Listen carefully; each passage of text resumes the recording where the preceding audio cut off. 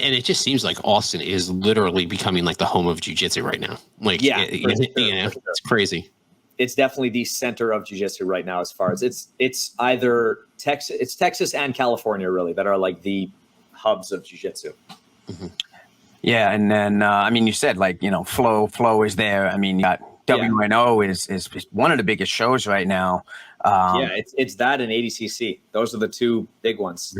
Yeah, and speaking of those, what do you think in as far as that? Like, I mean, you got WNO, you got ADCC. I mean, you still have IBJJF, but I kind of feel like it's not as prevalent anymore as far as like the right. I don't know. I think the big ones matter, like gi worlds and no gi worlds.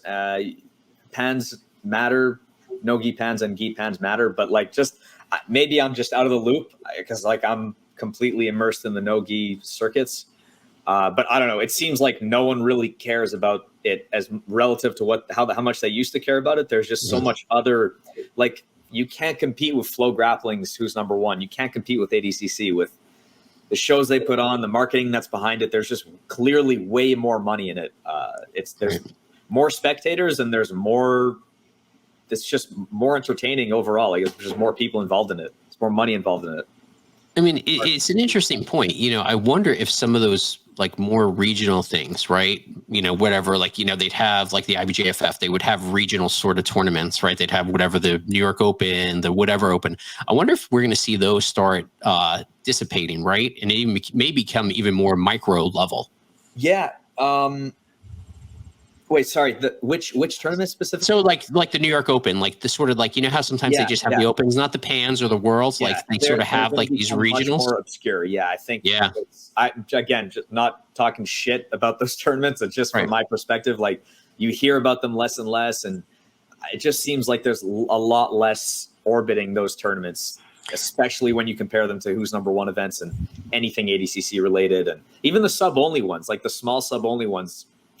Maybe it's just the Instagram that I'm involved in, like the accounts I follow that follow me.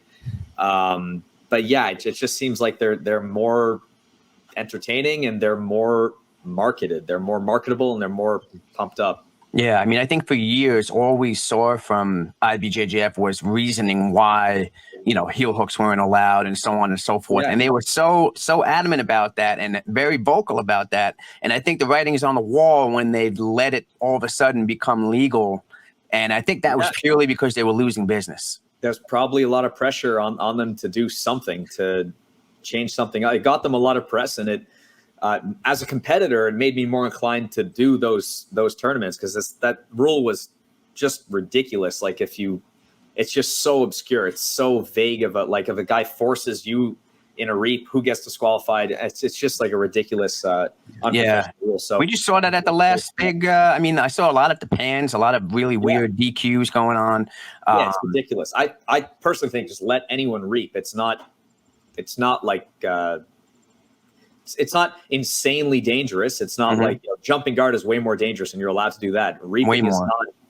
Right. It's not going to like immediately explode someone's knee. And if you can't tolerate a reap, like if your knee is that bad, then you shouldn't be competing. It's not like. I mean, another point we're talking about here is gi versus no gi, right? I mean, no gi, there's a lot more excitement. There's a lot more action that goes on during a no gi fight. Not that some gi fights are very entertaining. Don't get me wrong, but a lot of no gi, it's constant action. It's always moving. Much more movement. There's less angles for you to stop the movement. So it's Yeah, and correct me if I'm wrong, but I mean, obviously, all four of you guys at BTeam, I mean, there's not going to be any gi at BTeam. Is that correct? Yeah, I doubt it. I think it's going to be submission grappling and wrestling, and that's going to be it. It's going to be a pure no gi gym with that sole focus. There's no gi is just going to slow down. Like if you're gonna cross train, do wrestling. Don't cross train in the gi for us at least.